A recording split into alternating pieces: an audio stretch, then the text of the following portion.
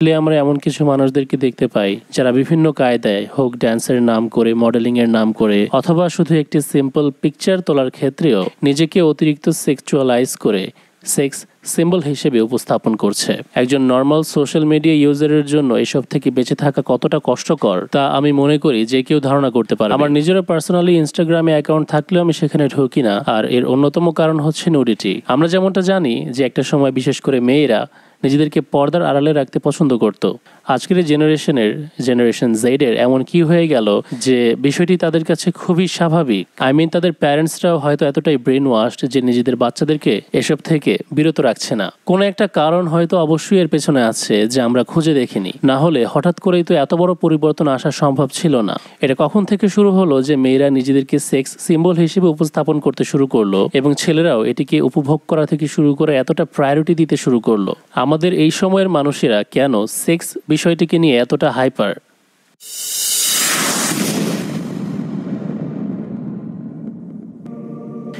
কোনো একটা শক্তি তো অবশ্যই এর পেছনে কাজ করেছে। অবভিয়াসলি আমি বলবো না নারীরা প্রথমেই নিজেদেরকে এভাবে উপস্থাপন করতে চেয়েছিল। কেউ একটা তাদেরকে এরকম মাইন্ডসেট তৈরি করে দিয়েছে। মেয়েদেরকে আসলে কারা এইভাবে উপস্থাপন করেছিল? দেখুন, এটি একটি ট্যালেন্ট শো যেখানে 3টি ছোট ছোট বাচ্চা মেয়ে অ্যাডাল্টদের মতো সিডাকটিভ অঙ্গভঙ্গিতে ড্যান্স করছে। এখন সামনে যারা দর্শক বা জাজ হিসেবে বিষয়টি দেখছে, বা এই বাচ্চা মেয়েদের প্যারেন্টসরা যারা এদেরকে এভাবে উপস্থাপন করেছে, তাদের মনের মধ্যে বিন্দুমাত্র এই বিষয়টি নিয়ে আপত্তি হয়েছে বলে আমার মনে হয় না। একটা লেভেল পর্যন্ত ব্রেন ওয়াশ হলেই মানুষ এগুলো অ্যাকসেপ্ট করে। মানুষ এগুলো তখনই নর্মালভাবে নেবে যখন এগুলোকে বড় বড় ইন্ডাস্ট্রি থেকে বড় বড় প্রোডাকশন ক্যাম্পেনের মধ্যে দেখতে পাবে। জি রেটেড ফিল্ম, অর্থাৎ যার মধ্যে কোনো গালাগালি নেই, যার মধ্যে কোনো সেক্সুয়াল অ্যাক্টিভিটি থাকবে না, কারণ এগুলো বাচ্চাদের জন্য তৈরি করা হয়ে থাকে। আমরা দেখতে পাই হলিউডকে এই জি রেটেড ফিল্মগুলোর মধ্যে নারীদেরকে সেক্স সিম্বল হিসেবে বারবার উপস্থাপন করতে, যা আর রেটেড ফিল্ম, অর্থাৎ যেগুলো বাচ্চাদের জন্য সুটেবল করে তৈরি করা হয় না, সেখানে থাকার কথা। কার্টুন ফিল্ম যা শিশুদের জন্য তৈরি, সেখানে এমন এমন ড্রেস পরিয়ে ক্যারেক্টার তৈরি করা হয়েছে যা বাচ্চাদের পরার কথা নয়। শো বাচ্চাদের জন্য, বাট ড্রেস আপ অ্যাডাল্টদের মতো। গবেষণা জানায় এই দৃশ্যগুলো একটি 6 বছরের শিশু মেয়ের উপর এমনভাবে প্রভাব ফেলে যে সে নিজেকে সেক্সুয়াল সিম্বল হিসেবে দেখতে শুরু করে। ভিন্ন ভাষায় বলতে গেলে ছেলেদের নজরে নিজেকে দেখতে শুরু করে। তাদের ব্রেনের মধ্যে একটি আইডিয়া সেট হয়ে যায় যে তাদেরকে মোর অ্যান্ড মোর হট দেখতে হতে হবে মানুষের বাহবা পেতে হলে। এবং আমরা দেখতে পাচ্ছি ছোটবেলা থেকে আজকালকার শিশু মেয়েরা এই বিষয়টিকে অ্যাডপ্ট করছে। ক্লিয়ারলি বোঝা যায় এই সিনারিগুলো শিশু ছেলে ও মেয়ে উভয়কে ভুল মেসেজ দিচ্ছে মেয়েদের ক্যারেক্টার বা মেয়েদের শরীরের ব্যাপারে। ছেলে সেটিকে অতিরিক্ত আকর্ষণীয় ধরে নিচ্ছে, আর মেয়েরাও চাইছে অতিরিক্ত আকর্ষণ করতে। আপনি দেখুন, আমেরিকার top toy making company MGA entertainment yearly near about 1 থেকে 2 বিলিয়ন US ডলার আর্ন করছে জাস্ট বারবি ডল সেল করে। বারবি ডলগুলো অতিরিক্ত আকর্ষণীয় একটি ফিগার। অতিরিক্ত শাইন করে, মেকআপ পরিয়ে, মডার্ন ড্রেস পরিয়ে পুতুল আকারে একটি মডেল ছোট বাচ্চাদের হাতে তুলে দেওয়া হয়। আর একটি 6 থেকে 9 বছরের বাচ্চা শিশু তখন থেকেই ওই পুতুলের মতো নিজেকে গড়ে তোলার আইডিয়া তৈরি করে নেয় নিজের মধ্যে। আমেরিকার 2012 সনের একটি স্টাডিতে দেখা গেছে 6 থেকে 9 বছরের মেয়েদের মধ্যে নিজেকে সেক্স সিম্বল হিসেবে তৈরি করাটা কমন হয়ে উঠেছে। আপনি একটু ডলগুলোর দিকে লক্ষ্য করুন। এই ডলগুলো নিয়ে তারা খেলা করলে, ফ্যান্টাসাইজ করলে তাদের মধ্যে কি প্রভাব পড়বে। এগুলোর মেকআপ দেখুন, হেয়ার স্টাইল, ড্রেস আপ একটি শিশুকে কিভাবে গড়ে তুলবে। এটি একটি বারবি ডলের অ্যাড। এখানে দেখুন, এই অ্যাডে দেখানো হচ্ছে কোম্পানির তৈরি করা এটি ডলের একটি সুটকেস। এর ভেতরে পুতুলের সাথে সাথে সেই ডলগুলোকে পরানোর জন্য অসংখ্য ড্রেস, শুজ এগুলো রয়েছে। কোনো বাচ্চা যদি এই সুটকেসটি ক্রয় করে খেলা করার জন্য, সে নিজের হাতে এই ডলগুলোকে কাপড় পরাতে পারবে। তাদের দেয়া যে পোশাক তা থেকে বাছাই করে পরাতে পারবে নিজের ব্রেন খাটিয়ে। তবে চুজ করতে হবে কোম্পানির দেয়া এই সুটকেসে যে ড্রেসগুলো আছে সেগুলোই। এখন এই সুটকেসের ভেতরে এক্সট্রা মডার্ন, হাফ নেকেড মেয়েদেরকে দেখা যাবে এরকম ড্রেস দেয়া, এবং শিশুর কাছে যে এই সুটকেস কিনেছে তার কাছে ওই অপশনগুলোই আছে। এখন সে ছোটবেলা থেকে যখন নর্মালি তার পুতুলকে এগুলো দিয়ে ড্রেস আপ করাচ্ছে পুতুলকে সুন্দর রাখার জন্য, তারপর যখন সে বড় হবে তখন সে নিজেকেও ওই একইভাবে সুন্দরভাবে তুলে ধরার জন্য, ড্রেস আপ করার জন্য এই ড্রেসগুলোই নিজের অবচেতন মনে বেছে নেবে। একাধিক নিউজে এমনটা দেখাও গিয়েছে যে মেয়েরা টিন বা প্রি টিন এজ অবস্থায় mini skirts, tight fit dress এবং টাইট ফিট টি শার্টস পরিধান করছে, ওই একই রকম বারবি ডলগুলোর মতো।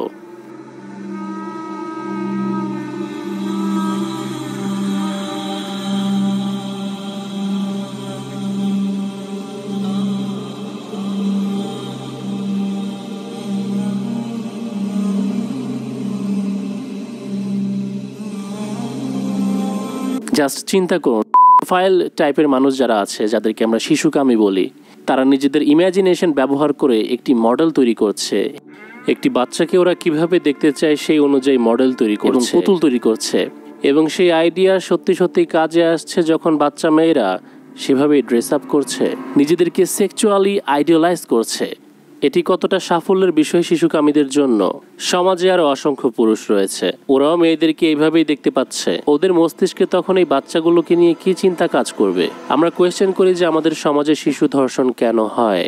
আমরা বলি ওসব মানুষের মস্তিষ্ক বিকৃত, কিন্তু এই বিকৃতি কিভাবে ঘটেছে তা জানতে চাই না। অপরদিকে ফেমিনিস্টরা এসে চিল্লাপাল্লা করতে শুরু করে যে হ্যাঁ দেখো পুরুষরা কতটা নিকৃষ্ট, শিশু বাচ্চা পর্যন্ত তাদের থেকে রেহাই পায় না, পুরুষ জাতিকেই ধ্বংস করতে হবে, তাদেরকে ডমিনেট করা উচিত। Just look at this pictures, Hollywood কিভাবে শিশুদেরকে সেক্সুয়ালাইজ করছে। বাট এই বিষয়টি নিয়ে কারো মাথা ব্যথা নেই। তারা কখনোই প্রশ্ন করে না যে কেন একটি নারী শিশুকে এইভাবে ড্রেস আপ করানো হচ্ছে, বিকজ মেবি এটি তাদের নারী স্বাধীনতার বাইরে চলে যাবে। তাদেরকে নিজেদের ইমাজিনেশনের দুনিয়া থেকে বেরিয়ে আসতে হবে, এবং মেয়েরা নিজেদের ইমাজিনেশনের দুনিয়ায় থাকতে খুব পছন্দ করে। বাট যে ইমাজিনারি দুনিয়া তাদের জন্য তৈরি করে দেওয়া হয়েছে সেটা যে প্রবলেমেটিক, সেই দিকে কেউ লক্ষ্য করে না। তারা রাস্তায় নেমে তেরে আসে জাস্ট ব্লেম করার জন্য। They need to go back and check যে কেন একজন অ্যাডাল্ট পুরুষ একটি বাচ্চা শিশুকে নিয়ে এভাবে ভাববে।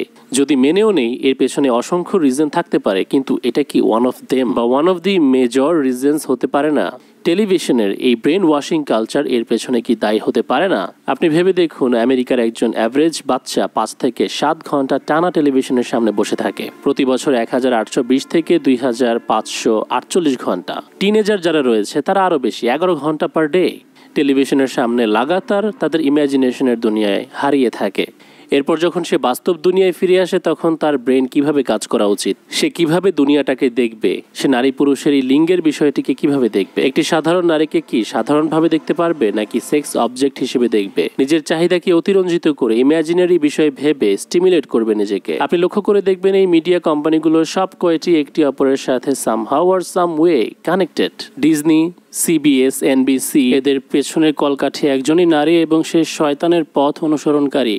And this is the only reason ওরা সোসাইটিকে কারাপ্ট করছে, আপনার ঘরের সন্তানদেরকে পথভ্রষ্ট করছে, নারীদেরকে বেশি বেশি এক্সপোজ করছে, নারীদেরকে ব্যবহার করে পুরুষদেরকে ভিকটিম বানাচ্ছে। মোস্ট অফ দি ভিউয়ার্স ওই ইনস্টাগ্রাম মডেল বা টিকটকারের আপনি কি মনে করেন যে তারা নারী হয়ে নারীদের ড্যান্স দেখে? না, তাদের বেশিরভাগই পুরুষ। আল্লাহ তাআলা নারীদেরকে খুবই অ্যাট্রাকটিভ করে তৈরি করেছেন। শয়তান ভালো করে জানে সে এটিকে হাতিয়ার হিসেবে ব্যবহার করতে পারবে। একটা নারী যখন অর্ধ উলঙ্গ হয়ে ইনস্টাগ্রামে নাচানাচি করে, নিমিষেই তার মিলিয়ন মিলিয়ন ভিউজ চলে আসে। তার আলাদা করে কোনো ট্যালেন্টের প্রয়োজনও নেই, জাস্ট যদি নিজেকে একটু এক্সপোজ করে দেয় সেটাই তার জন্য যথেষ্ট হয় মানুষের দৃষ্টি আকর্ষণ করতে। ঠিক অপোজিটে আমরা যদি কোনো ছেলের কথা বলি, ফর এক্সাম্পল কিছুদিন আগে বলিউডের রণবীর সিং চেষ্টা করেছিল নিজের উলঙ্গ ছবি পোস্ট করে অ্যাটেনশন গেইন করার, বাট সে কি এই কাজে সফল হয়েছিল? না, কারণ সৃষ্টিকর্তা পুরুষদেরকে ওভাবে বানায়নি যে পুরুষদের বডি দেখে মেয়েরা অ্যাট্রাক্টেড হবে। আচ্ছা, আমি আপনাদেরকে অনেকগুলো স্লাইড দেখাচ্ছি যেখানে কার্টুনের মধ্যে সেক্সুয়াল সিন এবং বিহেভিয়ার লুকিয়ে দেখানো হয়েছে। আমি খুবই দুঃখিত যদি ঠিকঠাকভাবে ব্লার করতে না পারি। মিডিয়া এই কাজে ক্যাটি পেরির মতো সুপারস্টারদের ব্যবহার করেছে। অলসো আদার হলিউড স্টার লাইক মাইলি সাইরাস, যাকে 8 বছর বয়স থেকে ডিজনি তৈরি করেছিল অ্যাজ এ সেক্স সিম্বল হিসেবে। তারা শুধু মেয়েদেরকে টিভিতে কার্টুন দেখিয়ে ইন্সপায়ার করেনি, নিজের হাতে মেয়েদেরকে এভাবে গড়েছে বাস্তব জীবনে, এবং তাদেরকে দিয়ে আরো মেয়েদেরকে ইন্সপায়ার করেছে। যারা এই সুপারস্টারদেরকে অনুসরণ করেছিল তারাও ইন্সপায়ার হয়েছে। সুতরাং এটি একটি বড় প্রজেক্ট ছিল তাদের জন্য, যেন পুরো কালচারটিকে চেঞ্জ করে দেওয়া যায়, একটি রেভলিউশন আনা যায়, একটি নতুন সিভিলাইজেশন তৈরি করা যায় যেখানে মেয়েদেরকে সেক্স অবজেক্ট হিসেবে দেখা হবে। এর পেছনে হলিউড বলিউডের কৃতিত্ব থাকার বিষয়ে আমরা কেউই জানি না, কোনো খবর পর্যন্ত রাখি না। শুধু এই ডিসগাস্টিং পিকচারগুলো দেখেন, এগুলো আমি আজ থেকে 5 বছর আগেও দেখিয়েছিলাম। হিডেন সিম্বলিজম, পুরো ফুটেজের কোনো একটা কোনায় রেখে দেওয়া ছোট্ট একটি সংকেত যা আপনার অবচেতন মনকে প্রভাবিত করবে।